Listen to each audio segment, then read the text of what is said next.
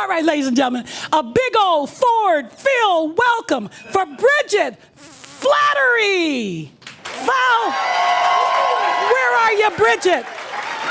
Bridget!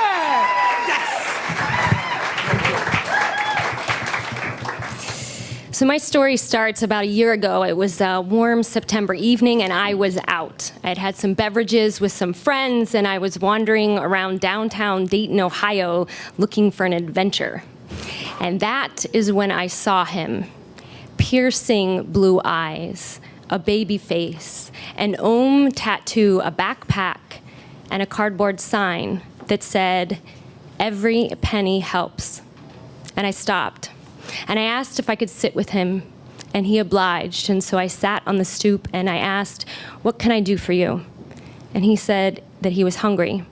So we got some food from a local street vendor, and then I proceeded to ask him a whole bunch of questions, like what was he doing out here, and where did he sleep, and why the Om tattoo, and why didn't he just get a job? And what I discovered was not what I expected. He told me that he regularly applied for jobs, that he wanted a job, but that every place he went, they asked him for a phone number, and he didn't have a phone, so they couldn't call him back. And when I left that evening, my thoughts were full of this young man, and I vowed that if I saw him again, I would get him a phone.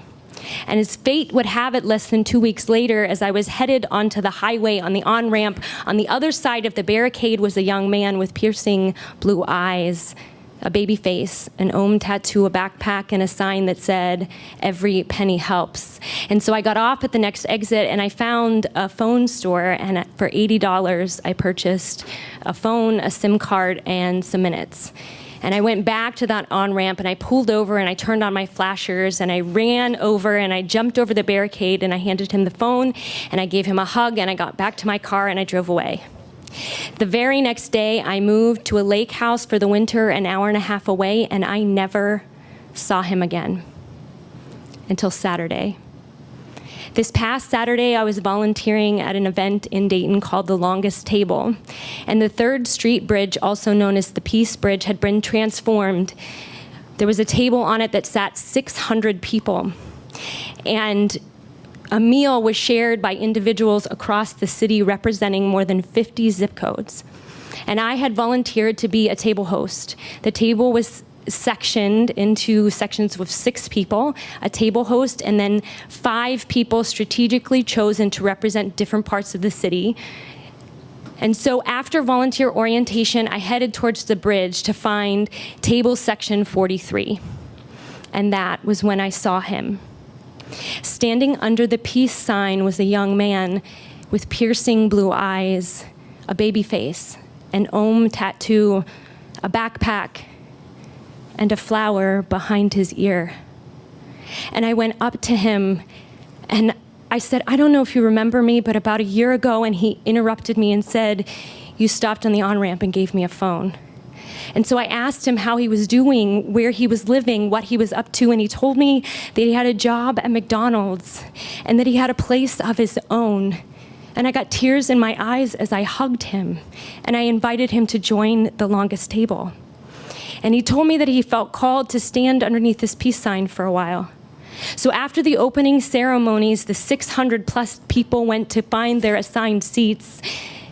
Every seat was accounted for, and more people had showed up than they anticipated, so they were setting up extra chairs, except for table section 43, where one chair was empty. So when David found me to say goodbye, our section invited him to stay. And as we went around the table introducing ourselves and saying what part of the city we were from and why we were there, David said he was there because God wanted him to be.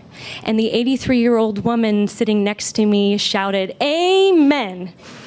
And the 6 of us spent the next 3 hours talking and listening and creating a brighter future. I don't know what impact that young man with piercing blue eyes, a baby face, an Om tattoo, a backpack, and a flower behind his ear had on the individuals at table section 43. But I have no doubt that his presence was more impactful than an empty chair would have been. And that is how we transform our world. By showing up, by sitting in the empty chair, by talking and listening, by discovering one another, by sharing a meal, whether on a bridge or on a stoop.